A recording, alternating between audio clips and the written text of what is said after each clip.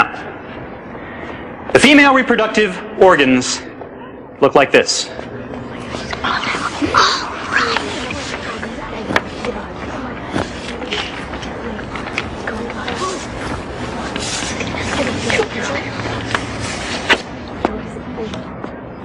Unfortunately, it looked... Sex is on TV and in movies. Sex is in the music on the radio. Sex is on the internet. While it is a part of our culture, public schools in America are not teaching the subject as thoroughly as they could be. We as Americans need to understand that abstinence is not the most important thing we should be teaching our youth when it comes to sexual health. It is still a social stigma, making it difficult for teachers and parents to properly talk to children about contraception. If we do not trust our youth to make responsible decisions when it comes to sex, then how can we expect them to make responsible decisions when it comes to other aspects of their life?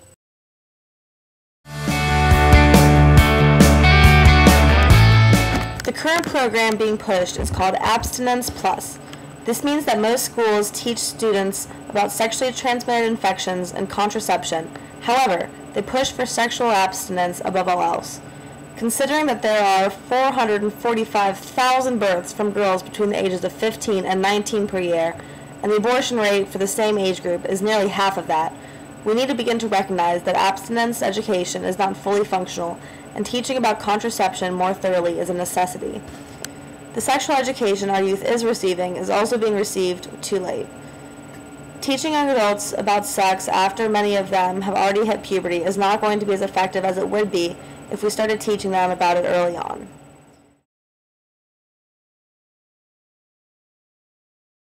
Studies have shown that the United States has a higher contraception, abortion, and sexually transmitted disease rate than many developed European countries that teach comprehensive sex education.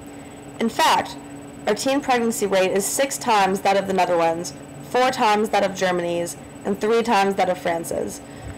Reasons for this include the fact that these countries consider their youth to be an important part of society instead of being a downfall. They respect young people's choices and therefore give them the knowledge they need in order to make healthy decisions when it comes to sex and contraception. Countries understand that sex is, in some cases, an important part of an intimate relationship, and therefore it is important to inform young people on how to be safe before they grow to an age or point in their life when they will be put into sexual situations. The United States, in comparison to these other countries, is also more influenced by political and religious groups in making the decisions in what should be taught, as opposed to being influenced by science and medicine.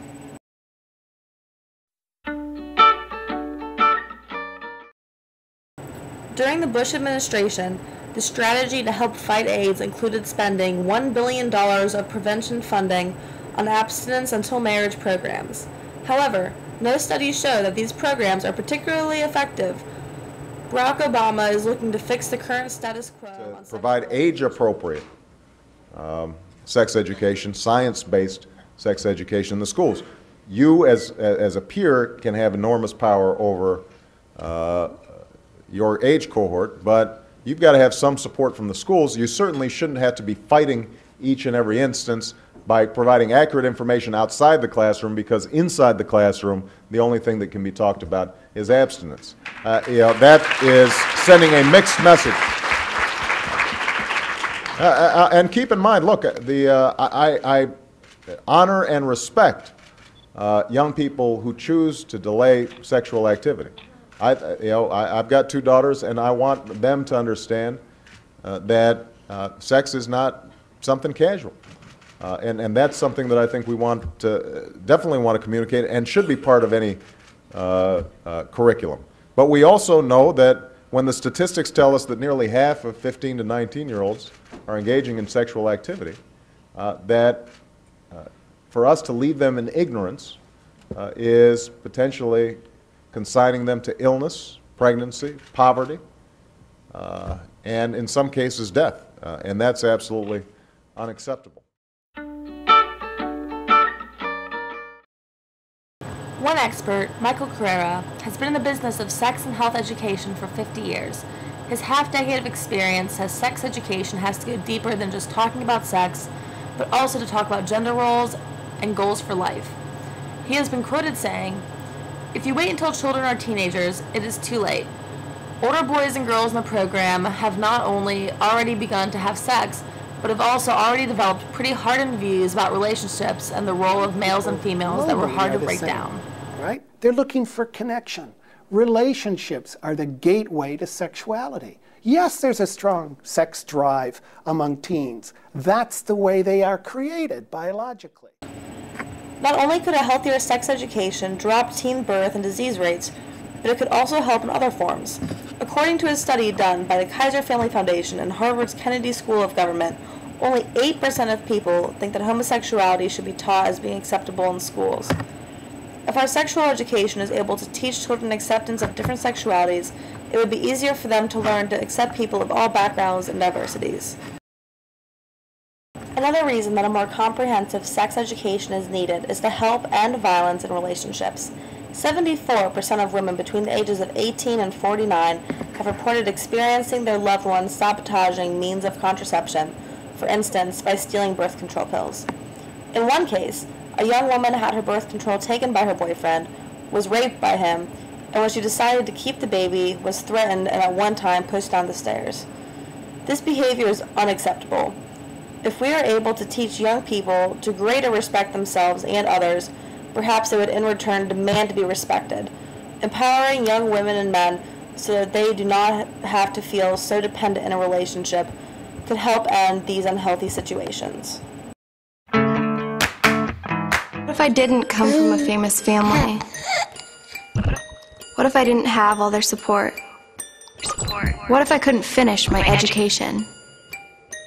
What if I didn't have all these opportunities? Believe me, it wouldn't be pretty.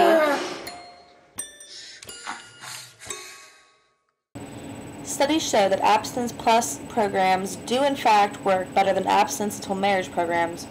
Reports show that many program participants were less likely to engage in risky behaviors such as unprotected sex for at least a few months after the program.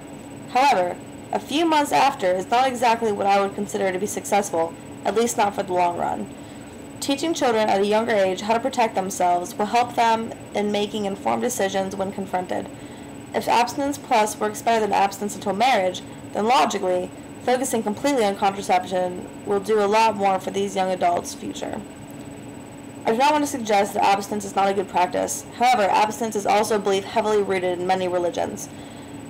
The city where I grew up in Lubbock, Texas had an abstinence-only policy, and as part of that policy they would bring in a local pastor who did a religious version of an abstinence-only program, and he would bring the secular version of the program into the schools.